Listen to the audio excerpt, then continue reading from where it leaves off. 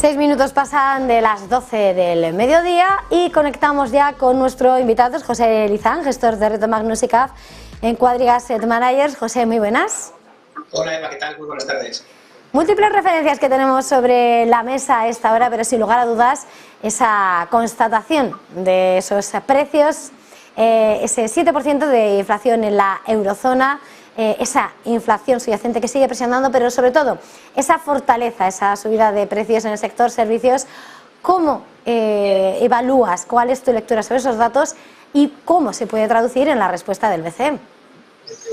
Bueno, pues lo comentábamos yo creo que recientemente, ¿no? Hasta que no haya, por desgracia, tasas de desempleo al alza y destrucción de empleo, es difícil que el consumidor, en un entorno en el que mantiene su salario y que encima su salario se ha revalorizado porque le han aplicado políticas salariales de subidas de salario con los convenios colectivos, pues deje de consumir, ¿no? Y eso es lo que tiene muy presionada la inflación, y sí que es verdad que estamos viendo visos de desinflación, sobre todo en Estados Unidos, y de moderación, y tarde o temprano llegará a Europa esa menor presión en los precios, ¿no?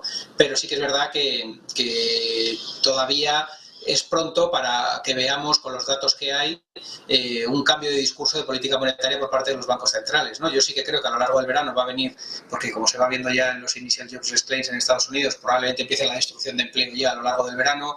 El ritmo de contratación de pymes ha bajado muchísimo, se ve mucha menor presión, sobre todo en la parte salarial en Estados Unidos, y eso lo que augura es que va a haber una ralentización del mercado laboral y muy probablemente empecemos a ver destrucción de empleo, y cuando eso se produzca sea los bancos centrales puedan hacer el verdadero pivot point, ¿no? Donde se quite la presión sobre el sector servicios y el consumo del sector servicios, y donde la inflación subyacente se modere y caiga y se acelere ese proceso de desinflación en un entorno en el que los commodities ya han dejado de presionar, ¿no? Hemos visto caídas en crudo, en gas, en carbón, caídas en soft commodities, los metales industriales también abajo, fletes abajo, tema de semiconductores, precios abajo. Yo creo que todas las fuerzas que desencadenaron este shock inflacionista se han moderado mucho, y ahora todo está en los efectos de segunda ronda, en los salarios, los convenios colectivos, que eso también tenderá a moderarse, yo creo, en un entorno de ralentización y de menor demanda final, ¿no? Yo creo que eso es lo que vamos a tener en los dos próximos trimestres, y muy probablemente pasado ese tiempo sea cuando los bancos centrales puedan hacer el verdadero pivot point, ¿no? Yo creo que hasta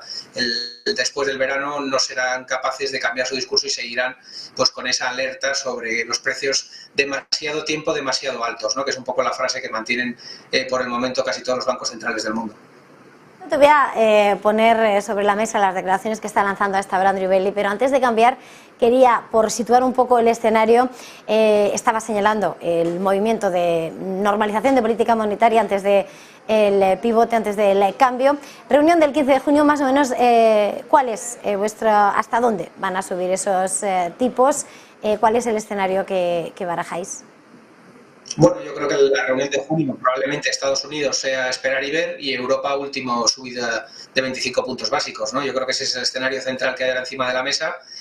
No creemos que en un entorno como el que hay vayan a ser más agresivos, y creo que la Fed, pues probablemente, dado el discurso que hizo en la última reunión, probablemente sea ese stand-by, y en la parte europea pues una subida adicional de 25 puntos básicos por el gap que tiene frente a otras economías todavía en política monetaria el Banco Central Europeo, y porque sí que es verdad que en otras zonas geográficas sí que se empieza a ver desaceleración, pero aquí seguimos con una inflación subyacente, pues como hemos visto hoy, muy alta, ¿no? Entonces yo creo que 25 puntos básicos por parte del Banco Central Europeo en junio están más que descontados, desde luego. Instituciones monetarias, pero además en un día que hemos conocido la inflación en la eurozona, fuera de ella está el Reino Unido. Hemos visto como además la economía británica sigue con la inflación más disparada en la Europa occidental. Y estamos escuchando a Andrew Bailey señalar que si hay evidencias de presiones más persistentes, no va a dudar en seguir adelante con ese endurecimiento de la política monetaria, y que sigue bajo vigilancia esos salarios, esa inflación de servicios y la estrechez del mercado laboral. Quería preguntarte hasta qué punto es diferente el escenario en la eurozona y en el Reino Unido, y hasta qué punto ese mensaje sobre los salarios puede tener más respuesta en la economía británica, ya que aquí vemos que además los distintos Estados miembros llevan a cabo sus distintas fórmulas para atajar la inflación, y sin embargo con subidas salariales que van contra ese efecto deseado. Bueno, yo creo que no difiere mucho en Reino Unido de Europa, ¿no? La situación es bastante similar. Yo creo que si miramos o echamos bien la vista atrás, la última década ha sido un periodo de inflaciones muy bajas, la revolución tecnológica es deflacionaria, la globalización era deflacionaria y había una serie de fuerzas intrínsecas en la economía que hacían que después de la gran crisis del 2008 hubiéramos entrado en un periodo de 10-12 años con inflaciones muy bajas y con periodos incluso de amenaza de deflación, ¿no? Y los bancos centrales aplicaron esas políticas monetarias ultra expansivas, ¿no? en ese periodo.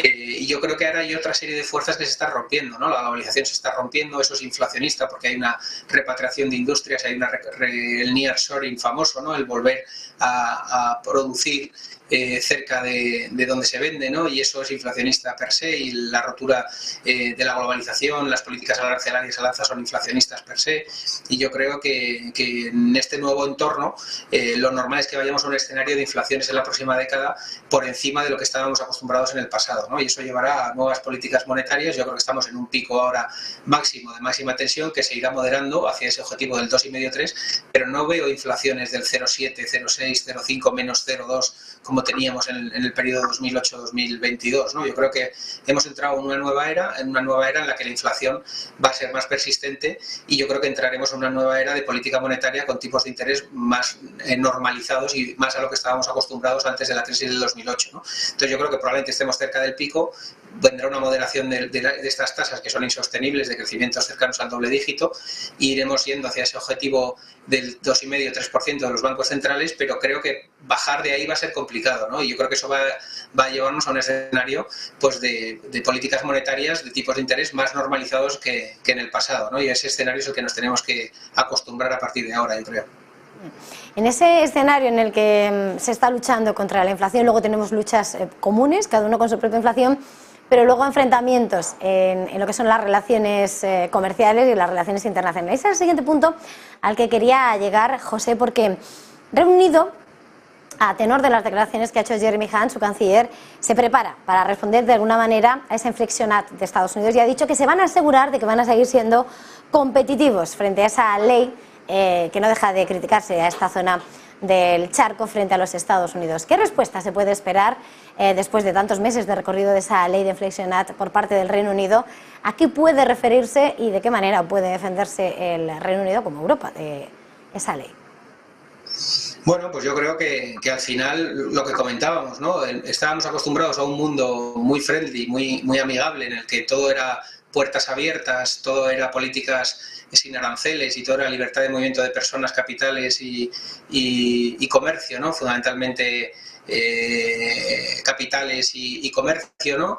Y eso se ha roto, ¿no? Y lo hemos visto pues con este tipo de leyes, con las leyes de política exterior contra China por parte de muchos gobiernos a nivel mundial, y estamos viendo, como decíamos, que la globalización se ha roto, ¿no? Entonces, al final, cuando uno hace un tipo de medidas en esa dirección, normalmente tiene un eco o una respuesta en un tiempo posterior por parte de sus socios comerciales o de sus competidores, ¿no? Y yo creo que, por desgracia, una vez que se rompe esa tregua o esa paz que había comercial a nivel mundial, pues empiezan este tipo de movimientos por todas las y volvemos al proteccionismo, ¿no? Y volvemos a zonas geográficas que se van cerrando en sí mismas y que van poniendo trabas a la libertad de bienes y de capitales, y al final eso lo que se traduce es más inflación, ¿no? O sea que al final son fuerzas inflacionistas, porque al final un arancel no deja de ser un encarecimiento de un precio sobre un bien que lo que hace es generar más inflación, ¿no? Entonces yo creo que lo que vamos a ver es una respuesta proteccionista,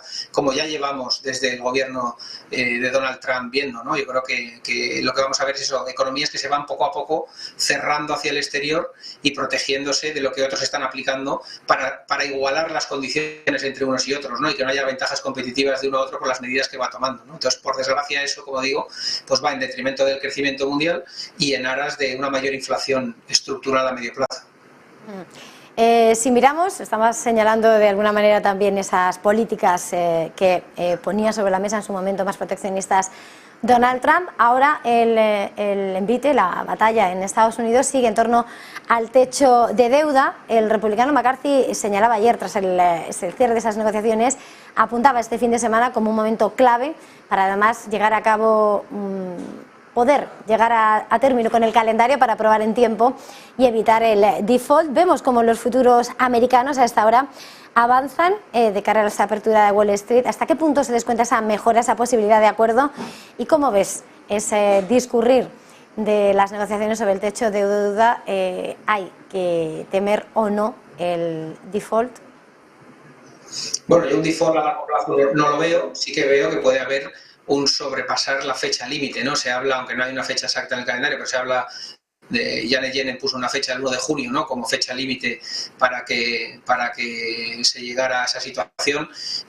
Yo creo que los políticos americanos nos han demostrado en el pasado que son capaces de, en una negociación, de sobrepasar las fechas límite, que se apliquen los sistemas automáticos que hay de control del gasto de la administración americana. Ya lo vivimos hace 2 o 3 legislaturas en Estados Unidos, ¿no?, cómo se aplicaban durante 15, 20 días esos estabilizadores del gasto, porque se mete en modo protección el país, ¿no?, para preservar las cuentas públicas y las finanzas públicas. Y yo creo que están tan enfrentados y son tan antagónicas, y sobre todo las cámaras están tan al 50%, que probablemente esta negociación sea dura y no es descartable que se pase la fecha del 1 de junio sin llegar a un acuerdo, y porque las exigencias son fuertes por parte de los republicanos para aprobarlo, con un fuerte recorte del gasto por parte de la administración Biden, y yo creo que no es descartable que se supere esa fecha y entremos en un periodo de volatilidad o de incertidumbre a lo largo del mes de junio, porque no llegan a un acuerdo hasta bien entrado el mes de junio, ¿no? Y eso no es descartable, y desde luego, si eso se produce,